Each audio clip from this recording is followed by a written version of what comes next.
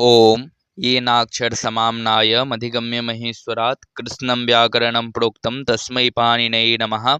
वाक्यकारं वररुचिं भाष्यकारं पतंजलिं पाणिनिं सूत्रकारं च प्रणतोऽस्मि मुनित्रयं नमस्कृत्य तदुक्तिः परिभाव्य च वैयाकरण सिद्धांत कौमुदीयं विरच्यते। ओम श्री गुरुचरणाभ्यां नमः। नमः संस्कृताय, नमः सर्वेभ्यः मित्राणि।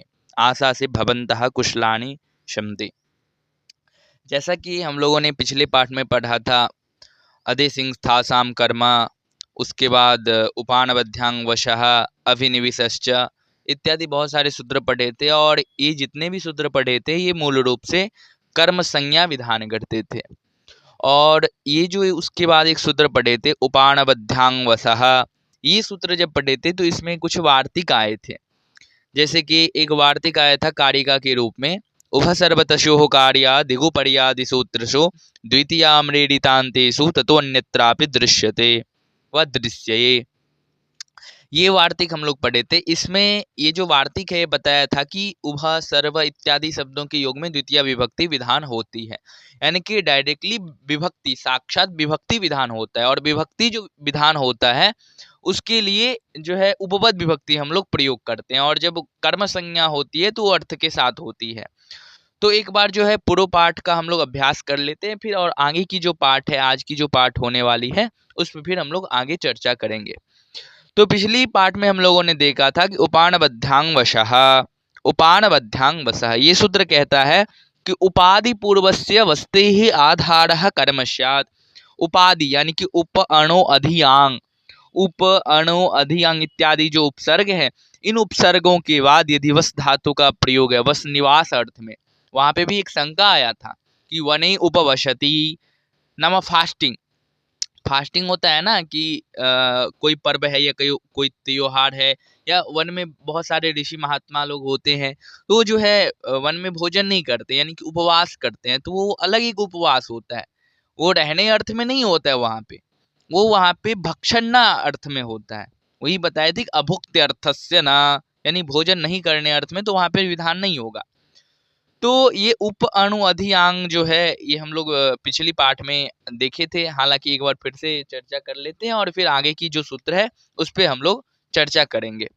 तो ये उपानबध्यांग वसह जो सूत्र है ये कहता है कि उप अणु अधियांग, इन उपसर्गों में से कोई भी उपसर्ग हो और यदि उसके बाद वस धातु का प्रयोग हो रहा है, ठीक है, वस धातु निवास अर्थ में, तो उसका जो है ना, मतलब वो जिसको वस धातु के योग में क्या होता है, जो आधार है, क्योंकि यहाँ पे आधार की अनुवर्तन हो रही है, अधिसिंस्थासाम कर्म, तो जो आधार है उस आधार का कर्म संज्ञा विधान हो जाएगा। यानी कि वस धातु जो है, वस रूपी जो क्रिया वहां पे होगी, रहने रूपी जो वहां पे क्रिया होगी, उस क्रिया का जो आधार होगा, आधार जो होगा, उस आधार का अधिकरण संज्ञा ना होके सप्तमी विभक्ति विधान ना होकर वहां पे क्या हो जाएगी, कर्म संज्ञा विधान होगी। और कर्म संज्ञा जब विधान हो जाएगी तो हम लोग एक सूत्र पढ़े थे, अनुक्त अर्थ में कर्मणि द्वितीया, अनुक्त अर्थ में कर्म में क्या होती है, द्वितीय विभक्ति विधान हो जाती है। तो वहां पे क्या हो जाएगी, द्वितीय विभक्ति विधान हो जाएगी। तो जैसे हम लोग देखे थे कि उपवशति, अनुवशति, अधिवशति, आवशति, वैकुंठम हरि, हरि वैकुंठे वशति, हरि वैकुंठे उपवशति, हरि वैकुंठे उपवशति, ऐसा प्रयोग होना चाहिए था। वैकुंठ का आधार है और आधार में अधिकरण संज्ञा हो कि उसमें सप्तमी विभक्ति विधान होनी चाहिए। लेकिन यहाँ पे क्या ये सूत्र कहता है कि ये अधिकरण का बाध कर देता है, यानी कि उसको ये निषेध कर देता है कि यहाँ पे अधिकरण नहीं होगी। यदि ऐसी परिस्थिति हो रही है, उप या अणु या अधियांग ऐसा कोई उपसर्ग है और उसके बाद वस धातु का प्रयोग है, तो जो आधार है उस आधार का अधिकरण नहीं होगा, उस आधार का क्या हो जाएगा, कर्म संज्ञा विधान होगा। और जब कर्म हो जाएगा तो फिर उसका कर्मणि द्वितीया से द्वितीय विभक्ति विधान हो जाएगी। इसलिए वैकुंठे ना होकर वैकुंठम रूप बना, हरि वैकुंठम उपवशति, हरि वैकुंठम अनुवशति, हरि वैकुंठम अधिवशति, हरि वैकुंठम आवशति। ऐसे करके हम लोगों ने पिछली पाठ में प्रयोग देख लिए थे।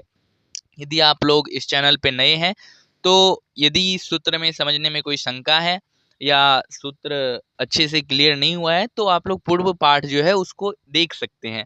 उसमें इस सूत्र के बारे में अच्छे से विचार किया गया और उस पर बढ़िया से चर्चा की गई है। तो यदि आप लोग इस चैनल पे नए हैं तो उस सूत्र को अवश्य ही एक बार देख लें। इससे क्या होगा कि आगे की जो सूत्र आप पढ़ेंगे वो समझने में कठिनाई नहीं होगी। ठीक है। तो आगे एक वार्तिक भी आया था, उसमें उभ सर्वत शोकार्य दिगुपार्य सूत्र उसमें आम्रेडित कुछ आया था, उसके बारे में भी वहां पे विचार है। और फिर एक और वार्तिक आया था, अभितः परितः समयानिक्षा प्रतियोगेपि, अभितः परितः समयानिक्षा हा। इन सब के योग में क्या होती है, वहां पे द्वितीय विभक्ति यानी कि डायरेक्टली द्वितीय विभक्ति विधान हो जाती है। ये हम लोगों ने पिछली पार्ट में देख लिया था। ये सूत्र मुझे आशा है कि ये जो सूत्र है उपाणबध्यांगवशः अभिनिविशश्च और अधिसिंस्थासाम कर्म, और जितने भी सूत्र अभी तक हम लोग पढ़े, मुझे आशा है कि आप लोगों को ये अच्छे से समझ में आ गई होगी। आगे की जो आज की सूत्र है, ये सूत्र भी द्वितीय विभक्ति ही विधान करता है। और उसके बाद का जो सूत्र है वो इससे थोड़ा परे है। वो सूत्र वो जो है मूल रूप से कर्म प्रवचनीय वाला सूत्र है। आगे इसके बाद जो आप सूत्र पढ़ेंगे उसमें 12-13 ऐसे सूत्र आपको मिलेंगे जो कर्म प्रवचनीय के लिए मूल रूप से बने हैं। ठीक है, तो हम लोग कर्म प्रवचनीय के बारे में भी पढ़ेंगे। अभी एक जो सूत्र बचा है उसको पहले देख लेते हैं और फिर आगे का जो सूत्र है उसको भी देखेंगे। ये सूत्र क्या है कि अंतरांतरेण युक्ते, अंतरांतरेण युक्ते, अंतरांतरेण युक्ते, अंतरा अंतरेण च, अंतरा अंतरेण च, अंतरांतरेण, अंतरा अंतरेण च, अंतरांतरेण युक्ते। बोलने की अंतरा और अंतरेण युक्ते, अंतरा और अंतरेण के योग में। ये जो सूत्र है ना, ये द्वितीय अध्याय के तृतीय पाद का चतुर्थ सूत्र है। और द्वितीय अध्याय के तृतीय पाद का शायद द्वितीय या तृतीय सूत्र है कर्मणि द्वितीय, द्वितीय या शायद तृतीय सूत्र है कर्मणि द्वितीय। उस सूत्र से क्या होती है कि द्वितीय जो पद है ना, कर्मणि द्वितीय जो सूत्र है, उस सूत्र से द्वितीय पद का अनुवर्तन हो जाता है। ठीक है, द्वितीय पद का अनुवर्तन हो जाता है। तो सूत्र का क्या अर्थ होगा, अंतरांतरेण युक्ते द्वितीया, अंतरांतरेण युक्ते द्वितीया, यानी कि अंतरा और अंतरेण युक्ते द्वितीया, यानी कि अंतरा और अंतरेण के योग में द्वितीय विभक्ति विधान होती है। मूल रूप से ये जो दो यहाँ पे आपको शब्द दिखाई दे रहे हैं, अंतरा और अंतरेण, ये दोनों मूल रूप से अव्यय पद हैं। ठीक है ना, ये जो दोनों यहाँ पे आपको शब्द दिखाई दे रहे हैं, ये दोनों शब्द मूल रूप से अव्यय पद हैं।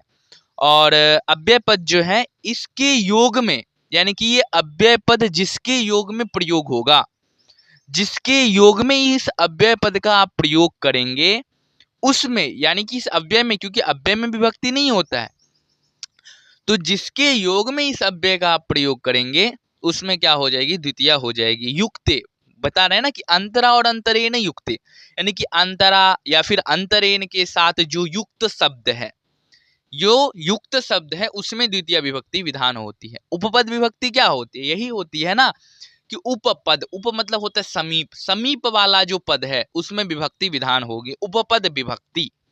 उपपद विभक्ति क्या है, उप मतलब होता है समीप, पद मतलब होता है जो पद है, उस पद में विभक्ति विधान होगी, उपपद विभक्ति यही कहता है। तो अंतरा और अंतरेण के योग में जो शब्द प्रयुक्त है वाक्य में, ठीक है, अंतरा शब्द हो या फिर अंतरेण शब्द हो, इन दोनों शब्दों के योग में कोई भी अन्य शब्द प्रयुक्त है या फिर ये दोनों शब्द किसी अन्य शब्द के लिए प्रयोग हुए हैं, तो जिसके लिए ये इन दोनों शब्द को लाया गया है, प्रयोग किया गया है, उसके योग में द्वितीय विभक्ति करनी आवश्यक है। ठीक है, तो अब इन दोनों शब्दों का एक बार अर्थ भी जानना जरूरी है। हालांकि शब्द पढ़ लेंगे, जब तक शब्द का अर्थ नहीं ज्ञापित करेंगे तो फिर वो समझने में कठिनाई होती है कहीं ना कहीं।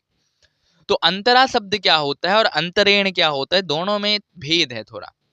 अंतरा क्या है कि अंतरा का अर्थ होता है मध्य, यानी कि बीच में। यदि इसको हिंदी भाषा में देखें इसका अर्थ, तो अंतरा का अर्थ होता है बीच में, ठीक है, यानी कि मध्य में। तो बीच में यदि प्रयोग करने के लिए आप किसी अव्यय पद का प्रयोग करेंगे तो ये अंतरा शब्द सबसे उत्तम शब्द है, सबसे उत्तम अव्यय पद है। ठीक है, तो अंतरा का क्या अर्थ होता है? मध्य में, यानी कि बीच में। अंतरा का मूल अर्थ क्या होता है? बीच में। और अंतरेण का जो अर्थ होता है वो होता है बिना अर्थ में। अंतरेण का क्या अर्थ होता है? बिना। अब आगे आप एक सूत्र पढ़ेंगे पंचमी या तृतीया में, अपादान कारक या फिर करण कारक पढ़ेंगे, तो वहां पे एक सूत्र आएगा उपपद विभक्ति करने वाला, पृथक बिना नानाभिस तृतीया पंचमी, ऐसे करके एक सूत्र आता है। तो वहां पे बिना शब्द के योग में पंचमी भी होती है, तृतीया भी होती है, और शायद द्वितीया भी होती है। ठीक है, तृतीया और पंचमी तो होती है वहां पे, ये तो कंफर्म है। लेकिन ये अंतरेण जो शब्द है ये बिना अर्थ में ही प्रयोग होता है। अंतरेण जो शब्द है ये बिना अर्थ में प्रयोग होता है, लेकिन वहां जो सूत्र आप पढ़ेंगे उसमें मूल रूप से बिना शब्द के योग में होता है। बिना शब्द के योग में तृतीया और पंचमी विभक्ति होती है। लेकिन यहाँ जो आप पढ़ रहे हैं अंतरेण, ये अंतरेण का अर्थ बिना होता है। ठीक है, लेकिन ये शब्द भिन्न है, बिना और अंतरेण में भेद है, लेकिन अर्थ समान है। बिना का अर्थ भी बिना ही होता है, लेकिन अंतरेण का अर्थ भी बिना होता है, यानी कि उसके बिना ये कार्य संपन्न नहीं होगा। यदि वो नहीं आएंगे तो ये कार्य सिद्ध ही नहीं होगा। ऐसे अर्थ में जो बिना का प्रयोग होता है, उस अर्थ में आप अंतरेण का प्रयोग वहां पे अव्यय के रूप में कर सकते हैं, और जिसके योग में करेंगे उसमें आपको द्वितीय विभक्ति विधान करनी होगी। ठीक है, जिसके योग में करेंगे, क्योंकि ये बता रहे हैं ना कि अंतरांतरेण युक्ते, यानी कि जिसके साथ इसका योग होगा, जिसके साथ ये युक्त होगा, उसमें आपको जो है क्या करनी है? द्वितीय विभक्ति विधान करनी है। क्योंकि एक सूत्र पढ़े थे कर्मणि द्वितीया, इससे पूर्व वाला सूत्र है, हालांकि हम लोग पढ़ चुके हैं। तो कर्मणि द्वितीया सूत्र से यहाँ पे द्वितीय जो पद है ना, मूल रूप से एक पद द्वितीय, उस द्वितीय पद का यहाँ पे अनुवर्तन होता है। ठीक है, और जब द्वितीय पद का अनुवर्तन हो जाएगा तो ये मूल रूप से उपपद विभक्ति विधान करने लगेगा। तो अंतरा और अंतरेण की योग में ये सूत्र क्या कहेगा कि अंतरा और अंतरेण की योग में, वही बता रहे हैं आगे कि आभ्याम योगे द्वितीया। आभ्याम नाम, आभ्याम यानी कि किसके योग में द्वितीया? तो अंतरांतरेण, अंतरांतरेण योगे द्वितीया। अंतरा और अंतरेण की योग में युक्ते द्वितीया, यानी कि ये दोनों अव्यय पद, दोनों में से कोई भी वाक्य में, चाहे आप अंतरा का प्रयोग करें या अंतरेण का, ये नहीं है कि दोनों का प्रयोग हुआ तो ही द्वितीय होगा, ऐसा नहीं है यहाँ पे।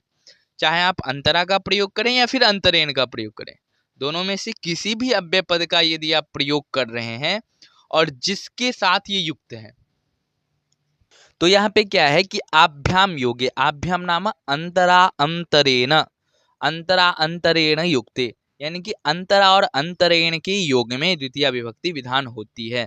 ठीक है, और यहाँ पे कर्मणि द्वितीय से द्वितीय का अनुवर्तन हुआ है, और अंतरा और अंतरेण ये जो दो अव्यय पद हैं, इन दोनों अव्यय पदों के योग में, अर्थात ये जो दो अव्यय पद है दोनों में से कोई भी, चाहे अंतरा हो या फिर अंतरेण हो, जिस शब्द के साथ इसका योग होगा, यानी कि जिस शब्द के योग में ये प्रयोग होंगे, उस शब्द में, अर्थात जिस शब्द के लिए इनका प्रयोग हुआ है, उस शब्द में जो है क्या हो जाएगी? उस पद में क्या हो जाएगी?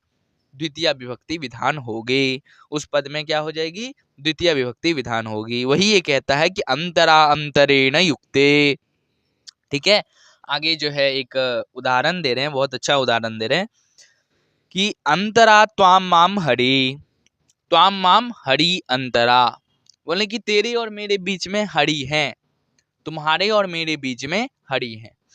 तो यहाँ पे अंतरा जो शब्द है, अंतरा शब्द का प्रयोग यहाँ पे तेरे और मेरे दोनों के लिए हुआ है, क्योंकि बीच कब होगा? जब दोनों साइड किनारा होगा। अब नदी कैसे बहती है? नदी तो तभी बहेगी ना, नदी तो जब दोनों साइड किनारा होगा तब नदी बहती है। किनारा नदी है तो उसका किनारा होगा ही। ऐसे ही जब बीच में किसी का हम प्रयोग करेंगे कि ये बीच में है, कौन बीच में है? तो हरि बीच में है।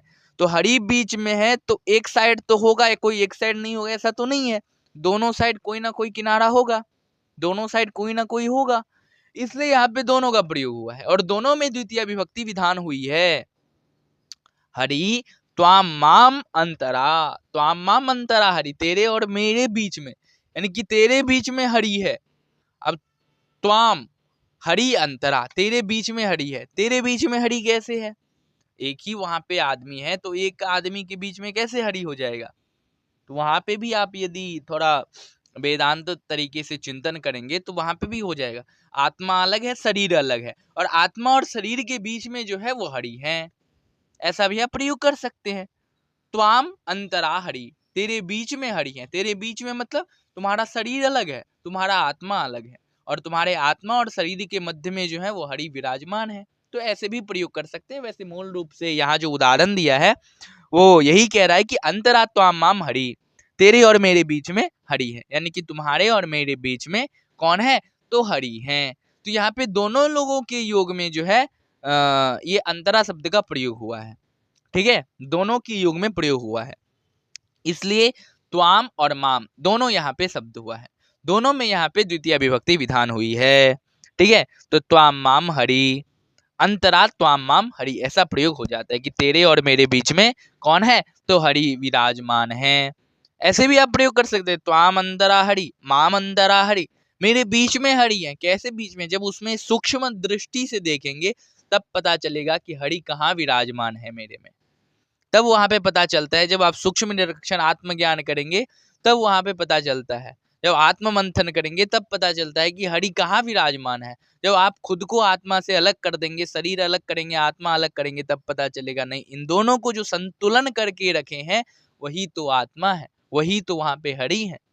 ठीक है, तो ऐसे करके यहाँ पे आप प्रयोग कर सकते हैं। अब कोई बीच में है, अब बीच में मतलब जैसे मान लीजिए कि क्या मतलब अ, दो ऐसे कोई एक उदाहरण ले लीजिए। विद्यालयम विद्यालयम ग्रामम अंतरा, विद्यालयम ग्रामम अंतरा बाला, विद्यालय और गांव के बीच में बच्चे हैं, बाला व विद्यालयम ग्रामम अंतरा वृक्षाः। ठीक है, ऐसे भी आप प्रयोग कर सकते हैं। यानी कि बीच शब्द यानी कि मध्य के योग में जो है आप ये अंतरा शब्द का प्रयोग कर सकते हैं। मध्य अर्थ जहाँ पे द्योतित करना है तो ये अंतरा जो एक अव्यय पद है, इस अव्यय पद का आप प्रयोग कर सकते हैं। ठीक है, तो ये हो गया अंतरा। उसके बाद है अंतरेना। अंतरेण का क्या अर्थ होता है? बिना अर्थ में प्रयोग होता है कि इसके बिना ये कार्य नहीं होगा या इसके बिना ये काम सिद्ध नहीं होगा।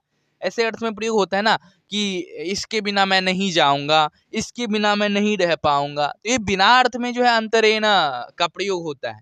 ठीक है, और अंतरेण जो शब्द है, इस शब्द का जो अर्थ है वो होता है बिना, यानी कि उसके बिना ये कार्य सिद्ध नहीं होगा, उसके बिना मैं ये काम नहीं कर पाऊंगा। ऐसे अर्थ में जो प्रयोग होता है तो उसमें आप अंतरेण जो अव्यय पद है उसका भी आप प्रयोग कर सकते हैं।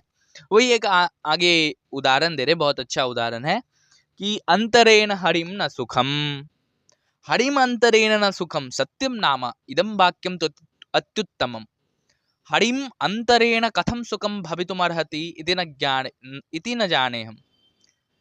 मतलब ये कह रहे हैं कि अंतरेण हरिम न सुखम, हरि के बिना सुख नहीं है। सही बात है, हरि के बिना सुख कहाँ है?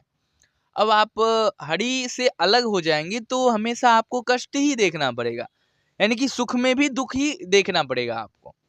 ठीक है, तो अंतरेण हरिम न सुखम, हरि के बिना सुख नहीं है। अब हरि से परे जब हो जाएंगे, जब आप बोलेंगे मैं नहीं मानता हूँ, ये नहीं करता हूँ, वो नहीं करता हूँ, मैं हरि से परे हूँ, तब आपके जीवन में कष्ट ही होगा। इसलिए कहते हैं ना कि आप जो है थोड़ा खुद के लिए भी समय दीजिए। खुद के लिए समय मतलब आप जो है वो समय खुद के लिए ही दे रहे हैं, लेकिन खुद के लिए समय दीजिए, ये गुड है। मतलब आप आपके लिए समय दे रहे हैं, आप खुद के लिए समय नहीं दे रहे हैं। तो वहां पे क्या होता है कि हरि वहां पे ही द्योतित होता है। ठीक है, तो यहाँ पे यही बता रहे हैं कि अंतरेण हरिम न सुखम, हरिम अंतरेण न सुखम। यहाँ पे जो मैं आपको बताया आप आपके लिए थोड़ा गुड विषय है। ठीक है, इस पे थोड़ा आप चिंतन करेंगे तो खुद पता चल जाएगा। तो यहाँ जो उदाहरण है कि अंतरेण हरिम न सुखम, ये कहना क्या चाहते हैं कि हरि के बिना सुख नहीं है हमारे जीवन में। और सही बात है, आज के समय में यदि आप सुख कहीं पे ढूंढ रहे हैं, शांति कहीं पे आपकी चाहने की इच्छा है, प्रेम कहीं पे आप देख रहे हैं, तो बस एक ही स्थान है, वो बस हरि है। कृष्ण नाम एक बस है यहाँ पे। तो यदि आपको शांति चाहिए, सुख चाहिए, दुख से परे जाना चाहते हैं, तो बस एक ही है वहां पे हरि। और आप यदि हरि को हटा रहे हैं, हरि से आप परे हो रहे हैं, तो फिर आपको सुख नहीं मिलेगा। चाहे आपके पास कितना भी धन हो, संपत्ति हो, कुछ भी हो, यदि हरि से परे हैं तो सुख कदापि नहीं होगा। ये नियम है, ये संसार का, ये सृष्टि का ये नियम है। तो यही यहाँ पे बता रहे हैं कि अंतरेण हरिम न सुखम, हरि के बिना सुख नहीं है जीवन में। ठीक है, तो यहाँ पे जो विना शब्द है, विना शब्द यहाँ पे किसके लिए प्रयोग है? हरि के लिए प्रयोग है। हरिम अंतरेण न सुखम, किसके बिना सुख नहीं है? हरि के बिना सुख नहीं है, हरि के बिना सुख नहीं है। तो हरिम अंतरेण न सुखम, यहाँ पे अंतरेण जो अव्यय पद है, ये पद हरि के लिए प्रयोग हुआ है और हरि के योग में प्रयोग हुआ है। हरि जो शब्द है उस शब्द के योग में ये अंतरेण अव्यय पद का प्रयोग हुआ है। तो अंतरेण अव्यय पद का यहाँ पे हरि के लिए प्रयोग हुआ है। तो हरि जो शब्द है उस शब्द में द्वितीय विभक्ति विधान हो गई। तो क्या हो गया? हरिम अंतरेण न सुखम, हरि के बिना सुख नहीं है। हरिम अंतरेण न सुखम, ऐसा यहाँ पे प्रयोग है। तो अंतरेण जो शब्द है, इस शब्द का मूल अर्थ यही है कि आप बिना अर्थ में इसका प्रयोग कर सकते हैं। बिना, जैसे आज के टाइम में, ये तो मुझे लगता है कि आज यदि कहीं पे 100 इंसान हैं इस सृष्टि में, तो 100 में से 99 को मतलब इसके बिना सुख नहीं है, ये यदि आप बोलेंगे तो वो विश्वास नहीं करेंगे। यदि आप किसी मानव को बोल दें कि हरि के बिना सुख नहीं है, वो बोलेंगे कि क्यों, हरि के बिना सुख तो है ही मेरे जीवन में, इतना पैसा है, दौलत है, धन है, सुख है ही।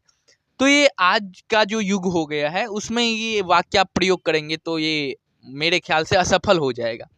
हालांकि यदि आप खुद के लिए प्रयोग कर रहे हैं तो ये सफल ही रहेगा, लेकिन आप यदि दूसरों को ये प्रयोग करके बता रहे हैं कि हरि के बिना जीवन में सुख नहीं है, तो आपको थोड़ा मतलब उसी टाइप से सोचेगा, ये कौन आ गया, कहाँ से आ गया, क्या ज्ञानी बाबा आ गया। तो खैर ये कोई बात नहीं है, ठीक है। तो उदाहरण के लिए यहाँ पे प्रयोग है, तो जो प्रयोग है उसको खुद व्यवहार में भी लाना है और प्रयोग भी करना है।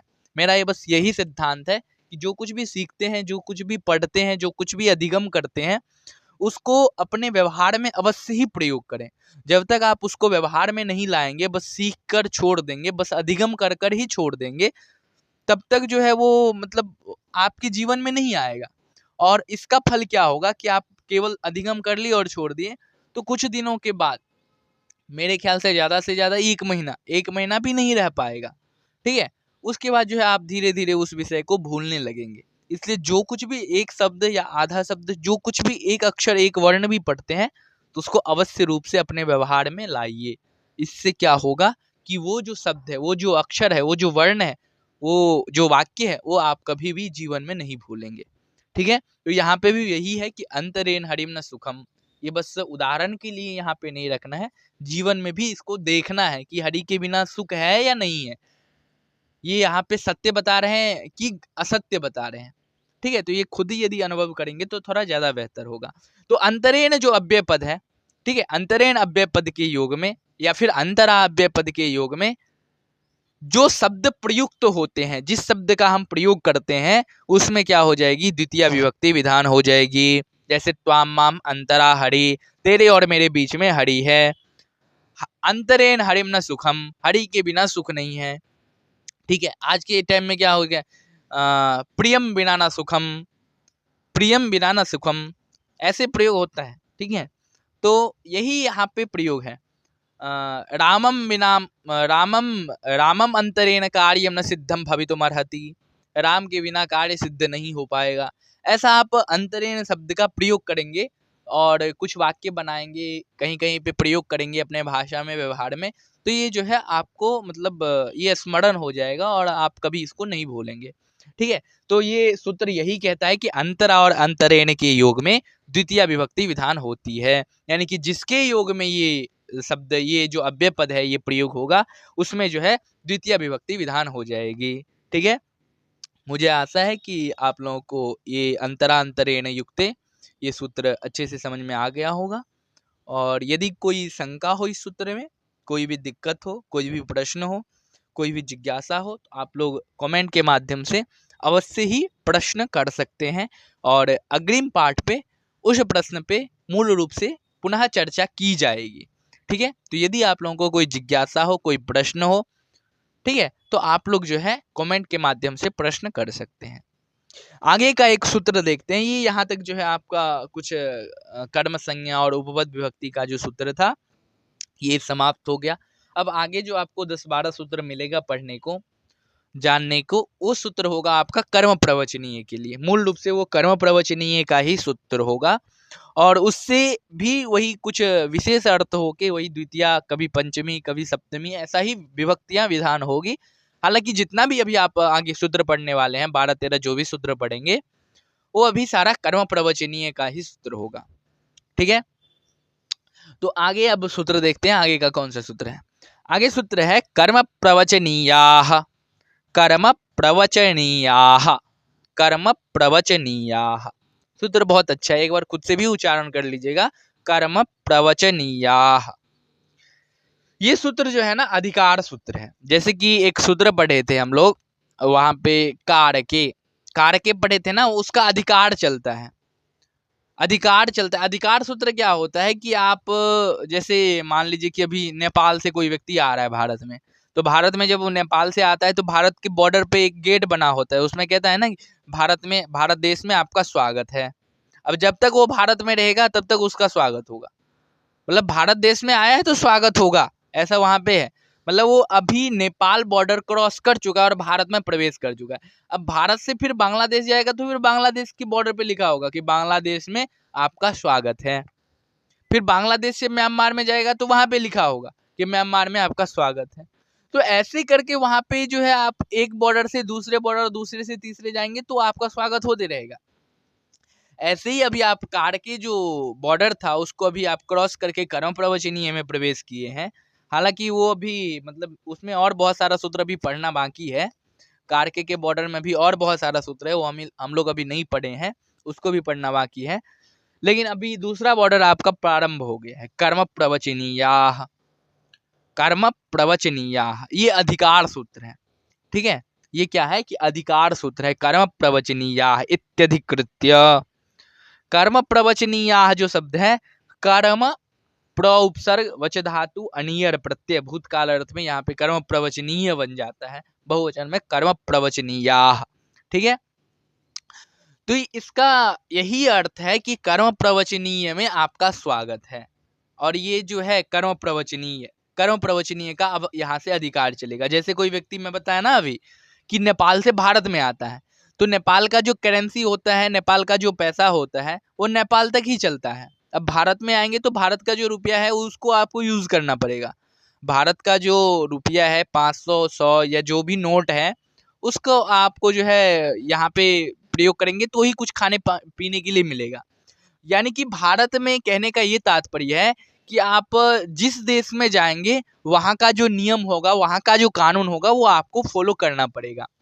ठीक है, नेपाल में है तो नेपाल में जो कानून होगा वो आपको फॉलो करना पड़ेगा। भारत में आएंगे तो भारत का जो कानून होगा वो आपको फॉलो करना पड़ेगा। बांग्लादेश में जाएंगे तो बांग्लादेश का जो कानून होगा वो आपको फॉलो करना पड़ेगा। म्यांमार में जाएंगे तो वहाँ का जो कानून, वहाँ का जो नियम व्यवस्था जो कुछ भी है वो आपको फॉलो करना पड़ेगा। इसी प्रकार से यहाँ पे बता रहे हैं कि अभी आप कारके में थे तो कारके के अधिकार में जो कुछ भी सूत्र आता है वहां पे आपको कारके का जो अधिकार है, उसका जो नियम है, जो उसका सिद्धांत है, उसको आपको फॉलो करना पड़ेगा। ऐसे ही अभी आप कर्म प्रवचनीय में प्रवेश करने वाले हैं। अभी आगे आपको बहुत सारा सूत्र देखने को मिलेगा, अनुलक्षणे, हीने, उसके बाद और बहुत सारा सूत्र है, तृतीयार्थे, हाँ, उपौधिकेच, बहुत सारा सूत्र आपको ये कर्म प्रवचनीय में देखने को मिलेगा। तो उन सब सूत्रों में क्या होता है, ये जितने भी सूत्र आप आगे देखने को मिलेगा, जितने भी सूत्र अभी आगे मिलेगा, उन सब सूत्रों में क्या है कि ये कर्म प्रवचनीय का अधिकार चलता है। यानी कि कर्म प्रवचनीय का वहां पे अनुवर्तन रहेगा, ऐसा यहाँ पे मानना है। कर्म प्रवचनीय का वहां पे जितने भी सूत्र हैं, अभी कर्म प्रवचनीय के अंतर्गत जितने भी सूत्र आएंगे, ये कर्म प्रवचनीय जो है ना, ये प्रथम अध्याय के चतुर्थ पाद का 86 नंबर सूत्र है। और इसका जो अधिकार जाता है विभाषा क्णी तक जाता है। और विभाषा क्णी जो सूत्र है ये प्रथम अध्याय के चतुर्थ पाद का ये शायद 98 नंबर सूत्र है, 98 या 99 नंबर सूत्र है, वहां तक जो है इसका अधिकार जाता है। ठीक है, विभाषा क्णी तक जो है कर्म प्रवचनीय का अधिकार जाता है। और इसके अंतर्गत जितने भी सूत्र आते हैं, चाहे वो उपोधिकेच हो, चाहे वो हीने हो या फिर तृतीयार्थे हो, कोई भी सूत्र हो, उन सभी सूत्रों में कर्म प्रवचनीय जो सूत्र है, इस सूत्र से सारा जो पूरा पद है कर्म प्रवचनीयाः, इस पूरे पद का अनुवर्तन वहां पे हो जाता है। अभी आप पढ़ेंगे अनुर्लक्षणे, तो अनुर्लक्षणे में पूरा जो कर्म प्रवचनीय है उसका अनुवर्तन हो जाएगा, अनुर्लक्षणे कर्म प्रवचनीयाः, ऐसा वहां पे हो जाएगा।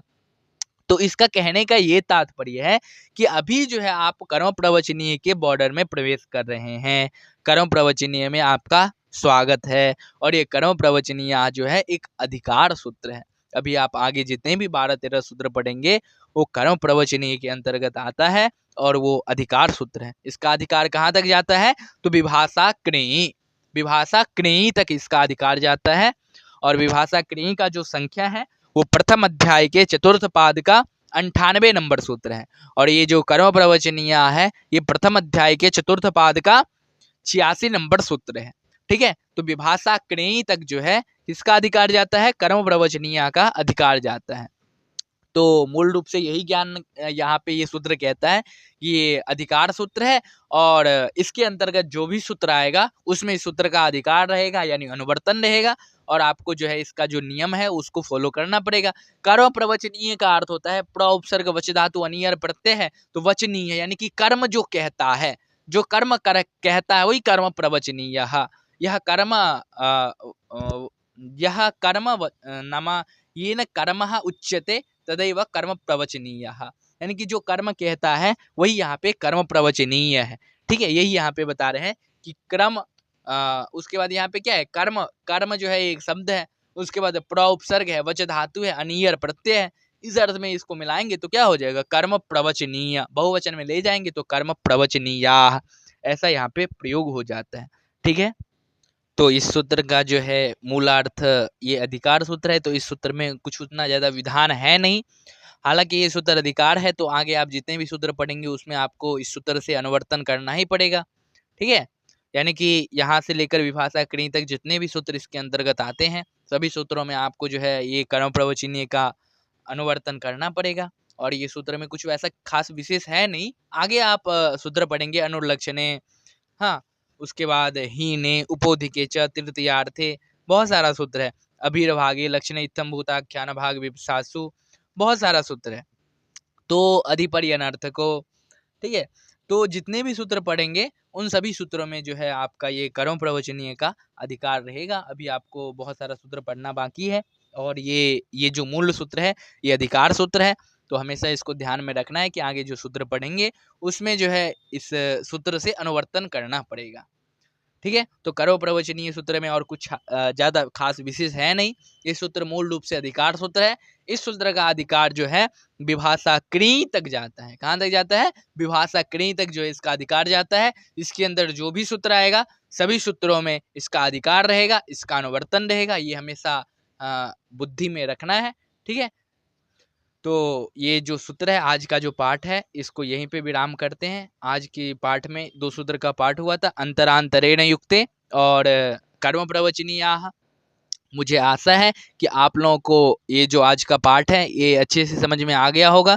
यदि कहीं पे कोई परेशानी है, यदि कहीं पे कोई शंका है, कोई दिक्कत है, कोई प्रश्न है, तो आप लोग अवश्य ही कमेंट के माध्यम से प्रश्न कर सकते हैं।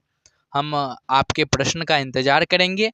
यदि कोई परेशानी हो, यदि कोई शंका हो, यदि कोई जिज्ञासा हो तो आप लोग अवश्य रूप से प्रश्न करें और उस प्रश्न के ऊपर अग्रिम पाठ में पुनः चर्चा की जाएगी। और तब तक के लिए बहुत बहुत धन्यवाद। आप लोग अभी तक पाठ में जुड़े रहे इसके लिए पुनः एक बार धन्यवाद। पुनः मिलते हैं अग्रिम पाठ में नए सूत्र के साथ, कर्म प्रवचनीय को लेकर पढ़ेंगे। तब तक के लिए जिज्ञासु होकर रहें और अग्रिम पाठ का इंतजार करें। पुनः एक बार धन्यवाद। यदि आप लोग इस चैनल पे नए हैं तो चैनल को सब्सक्राइब कर लें और यदि ये पाठ आज का अच्छा लगा तो अवश्य रूप से अपने मित्रगणों को अवश्य ही शेयर करें और यदि अच्छा लगे तो लाइक करें। ठीक है, और यदि कोई शंका हो, कोई प्रश्न हो तो अवश्य ही यहाँ पे आप प्रश्न कर सकते हैं कमेंट के माध्यम से और आपकी जो प्रश्न है उसको अग्रिम पाठ में पुनः चर्चा की जाएगी। और मुझे आशा है कि आप लोग को ये पाठ अच्छे से समझ में आ गया होगा। वैसे भी यदि कोई प्रश्न है तो अवश्य रूप से ही प्रश्न करें। तब तक के लिए बहुत बहुत धन्यवाद। पुनः मिलते हैं अग्रिम पाठ में। पुनः एक बार धन्यवाद।